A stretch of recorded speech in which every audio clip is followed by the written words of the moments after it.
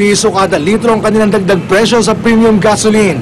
Piso at 25 sentimo sa kada litro ng kerosene at piso at 50 sentimo kada litro ng regular gasoline at diesel. Ang grupong akto umaaray na sa lingguhang oil price hike.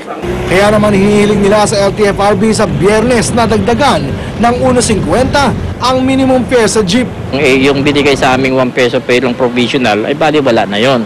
Kaya napagkaisa namin na sa araw ng Friday ay magpapile kami ng petition ng fare increase na yung dati ngayon ay umaabot na ng 8 pesos, magiging 9.50 na. Ang pisto naman, ikinakasana ang malawakang kilos protesta kontra sa sunod-sunod na dagdag presyo sa produktong petrolyo. Umaari, tanggalin na muna yung e-VAT dahil alam nyo yung VAT, ang laki na ng windfall collection sa VAT.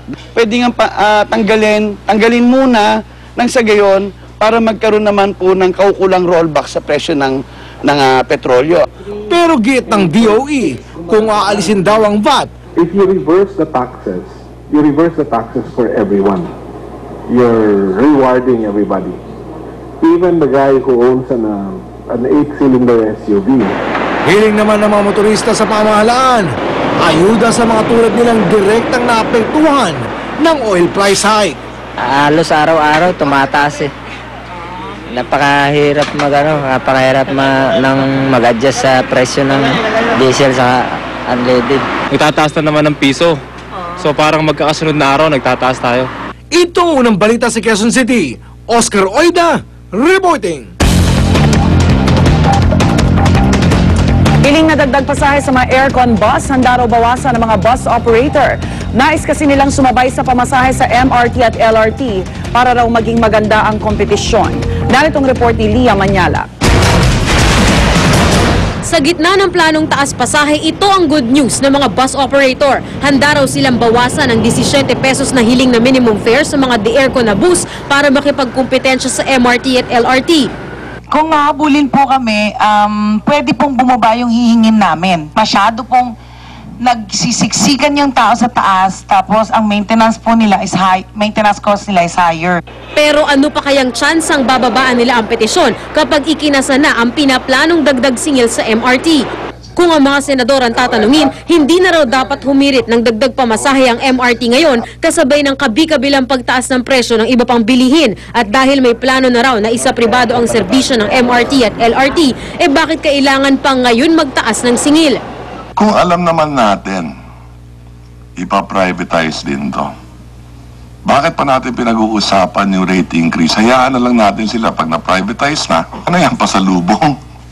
Walang sagot siya ang DOTC, pero una na nilang sinabi na mas magiging kaakit-akit daw para sa mga pribadong kumpanya kung matataasan na ang pasahe dahil mas magiging maayos ang financial status ng MRT at LRT kapag ibinenta na ito. Sinilip din ng mga senador ang mas malaki pang gasto sa operasyon ng MRT at LRT kaysa sa kita ng mga ito. Binabayaran din natin ang maintenance ng mga tren na outsourced sa pribadong sektor. Kami rin naguguluhan dyan. It's too complicated. Mr. Undersecretary, please, you should not privatize habang naguguluhan pa tayo. No, honestly, no privatization should be made unless we are certain we know what we're doing. Pero giit ng Pangulo, publiko ang makikinabang sa planong pagsasapribado. Our people will also have the benefit of riding the privatized MRT 3 and LRT 1 lines, which promises upgrades in services while creating a more sustainable business model for our Metro Manila rail system. Para sa unang balita, Lia Manyalak reporting. Department of Trade and Industry nilinaw na hindi dapat malaki ang mag-epekto ng sunod-sunod na oil price hike sa presyo ng mga pangunahing bilihin. Narito ang report ni Julio Segovia. Parang dominong sumunod ang pagsipa ng presyo ng tinapay sa pagmahal ng kada sako ng harina ng 80 pesos. Di lang din kasi harina ang nagtaas presyo, kundi pati ng ibang sangkap gaya ng mantika, shortening at asukal. Pati LPG, nagmahal din. Kaya naman 2 piso kada loaf bread at piso kada 10 pirasong pandesal ang itinaas sa presyo. Ang mga mamimili, heto't napapaaray na. Paano ba naman? Ang ilang brand ng loaf bread, pumalo na sa 60 pesos, mas mahal pa sa 1 kilong bigas. Pati ang 10 pirasong pandesal na aabot na sa 29 pesos, mas mahal din sa NFA rice. Pinoy tasting nga lang ang di nagmahal. Wala naman hong magagawa kung magmamahal talaga ang di bibili pa rin. Bibili at bibili pa rin. Ang ilan namang di nagtaas ng presyo ng tinapay. Yung pong ibang item, pinadate lang namin na konti.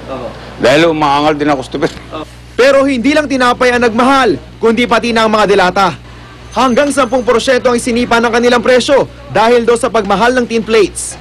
Pareho rin ang itinaas ng evaporated milk na ang produksyo'y apektado ng sitwasyon ng mga cattle sa New Zealand kung saan may tagtuyot. Pati presyo ng karning baboy at manok nagmahal sa ilang palengke.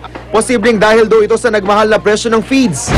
Sa gitna naman ng sunod-sunod na oil price hike, giniit ng DTI sa pagdinig sa Senado na hindi dapat ganong kalaki ang epekto nito sa presyo ng mga pangunahing bilihin. We just want to make sure that they're not really charging more than what they should. Because just based on rough calculations, we feel that the increase in cost of products due to fuel price increase should be minimal. Pero di lang presyo, kundi supply ng mga pangunahing bilihin ang gustong tiyaking stable ng ilang senador. Magkaroon na ng tiyak na patakaran tungkol sa stockpiling. Ang ibig sabihin ng stockpiling ay nagtatabi tayo ng bigas at iba pang mga commodities in the event ng pumutok ang isang global crisis, handa tayo. Hindi naman tayo narito para mag-alarma, hindi dapat magpapanik. Para sa unang balita, Julio Segovia reporting. Sa kabila naman ng kaliwat ka ng pagtataas ng presyo ng langis at mga bilihin, singil sa kuryente ng Meralco bababa ngayong Marso. Narito ang report ni Sandra Aguinaldo. Kahit sunod-sunod na ang pagtaas ng presyo ng langis sa world market man o maging sa bansa, tiniyak ng National Power Corporation o NAPOCOR na hindi sila magtataas ng presyo ng kuryente. Mas marami raw kasi ang mga hydro-powered na power plant sa bansa kaysa sa mga pinapatakbo ng langis tulad ng mga diesel-powered plant sa ilang isla. Huwag masyadong mabahala yung ating mga taong bayan dahil hindi ito magkakaroon ng impact doon sa ating presyo. Pero doon sa mga small islands, since puro diesel power plants ang aming ino-operate doon, maaaring magkaroon ng impact. Pero kasi subsidized rate ang ginagamit natin sa mga small island grids eh. Ito rin ang isa sa mga dahilan kung bakit hindi apektado ng serye ng oil price hike ang Meralco. Yung mga power plant naman natin, hindi lahat tumatakbo mula sa oil. Marami dyan galing sa hydro, sa geothermal at sa coal. So hindi direktong maramdaman natin yung impact ng oil price increase. At dahil bumaba pa ang bili nitong kuryente mula sa mga independent power producer at sa wholesale electricity spot market, mas mababang charge sa generation, transmission at system loss ang makikita nyo sa inyong Meralco bill ngayong Marso. Ang mga kumukonsumo ng 100 kilowatt-hour kada buwan makakatipid ng 7 pesos and 24 centavos. Mahigit 15 pesos naman ang matitipid ng mga kumukonsumo ng 200 kilowatt-hour at mahigit 20 pesos para sa mga kumukonsumo ng 300 kilowatt-hour. Magandang balita ito para kay June na may-ari ng isang salon sa Quezon City, lalo ngayong parating na ang tag-init. Kailangan mag-aircon. Oo, para naman comfortable ng mga customer, para hindi masyadong mainit. Siyempre bubuksan yung TV para maaliw naman sila yung mga nag-aantay. Pero dito naman nagbabala ang Meralco.